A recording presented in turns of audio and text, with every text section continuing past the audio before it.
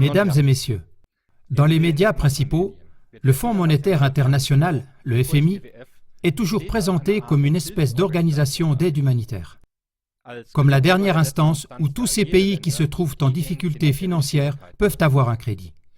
En réalité, le FMI est à comparer à un prêteur sur gage qui profite d'une situation critique pour s'enrichir lui-même.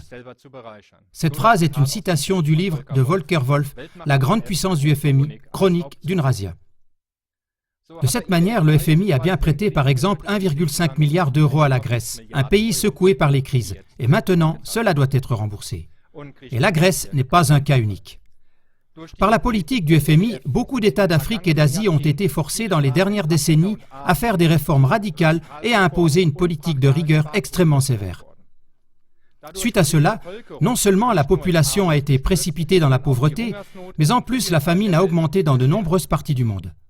Les conditions imposées par le FMI pour l'attribution de crédits aux pays en détresse interviennent profondément et de façon dictatoriale dans la politique économique et sociale de ces pays, comme nous le voyons à présent par exemple en Grèce.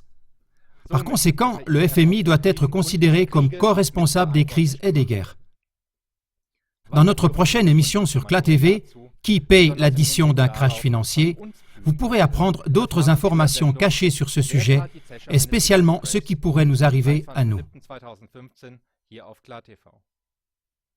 Mesdames et messieurs, vous voyez la puissance dont jouit le Fonds monétaire international. Il contrôle des pays entiers et des nations entières, mais à vrai dire, qui contrôle le FMI?